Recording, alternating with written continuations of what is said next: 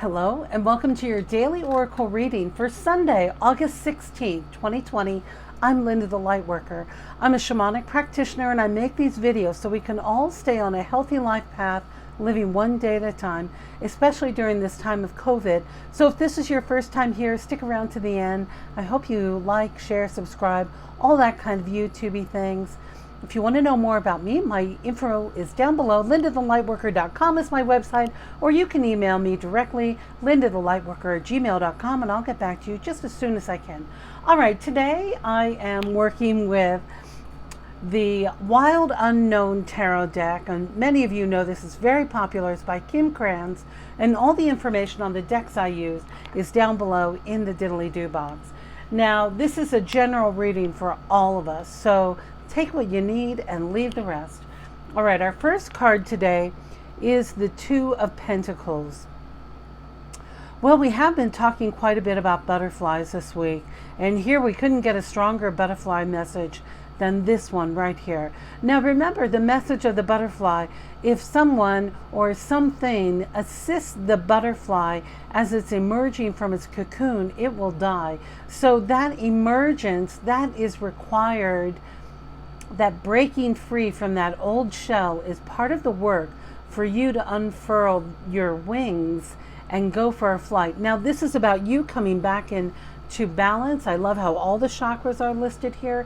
So really looking at where you are emotionally and coming back into balance with that, because this is the Pentacles, and the Pentacles typically represent the earth signs, which are Capricorn, Taurus, and Virgo. But it can also represent, it does represent those things that are essentially, excuse me, connected with our first chakra and our stability and our balancing, our work life and our friend life, or our home life and our play life. And I realize, Spirit gets it, that many of you are out of balance because all of the situations have changed. So this is the invitation to spread your wings and to remember that you are free and not bound by work or relationships, so that you're able to come into your right alignment. Our second card is this powerful Three of Cups. Now this is you spending time with a couple of others who are your bird of a feather. This is about friendship, finding your tribe, talking with those who understand what's going on for you, who really get you. These people are the people who really know you best, know your story, where you've come from, how hard you've worked to get where you are, or might understand your history and why, if you're struggling with finding your balance, understand what you have going on and why you feel a little out of balance with that energy. And Spirit's also saying of really connecting with those who get you. You know, most of us, or many of us, used to in the before times kind of navigate a pretty wide circle, either through going out to work and engaging with coworkers, or engaging more physically with others, everyday encounters. And those situations have really shifted, especially in our nation of the United States. So being able to connect with those, however that's possible, I love the colors of this, will really help you. I'm really seeing that with this orange color, which is most prominent right here, is about you stepping into, they help you discover who you are. Now, having those conversations with those close to you are the ones who help you figure out yourself, or sometimes we just have to tell our story, because what came up again was this Ten of Swords. It came with this card, and it's about you sharing this story of hitting rock bottom, or feeling victimized by your circumstances, so blinded by despair. But keep in mind, this is your old story. This is about you sharing your story with those. I know sometimes it's really easy to get caught up in that victim story, especially when things are really out of our control, like as we are right now with many people still unemployed or having things school, the whole school issue. Oh my gosh. You know, there are many circumstances. Can you count 10 different things that have happened that have felt like you've been slayed? It happens. Sometimes these things happen, but overcoming our story and sharing it and understanding the emotional elements of it is the invitation today. Our third tarot card today is the Powerful Emperor.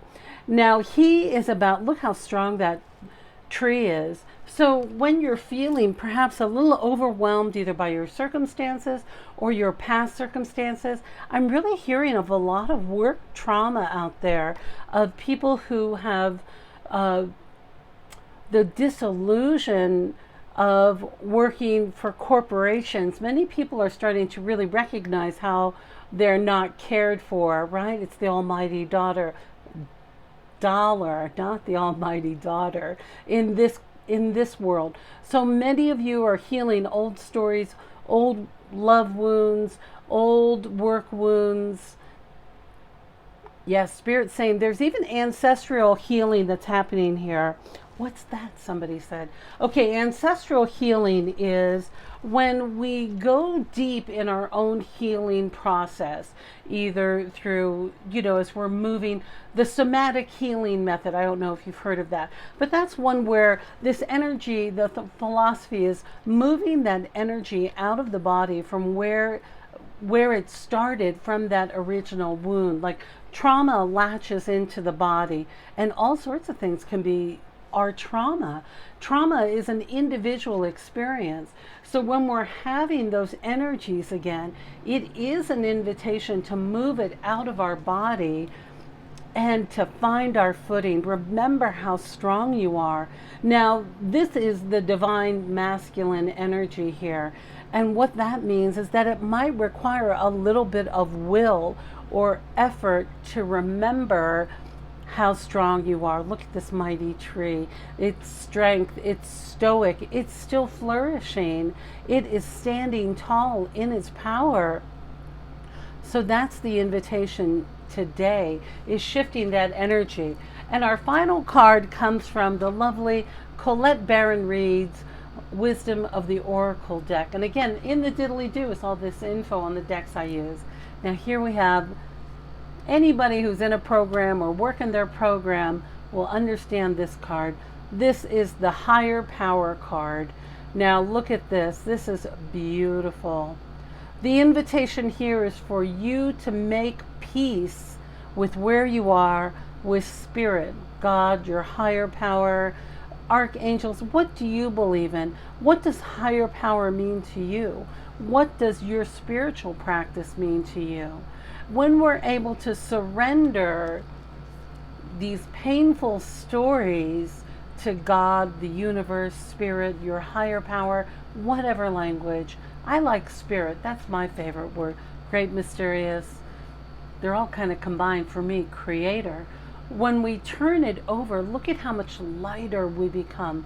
And that energy is transformed, because the most important relationship you will ever have in your life is the one between you and your higher power, or your spirit, or that energetic force of the great mysterious, of unknown, of this unknown connection with the higher power, turning over our pain, grief, anger, frustration, addiction, trauma, whatever is coming up for you.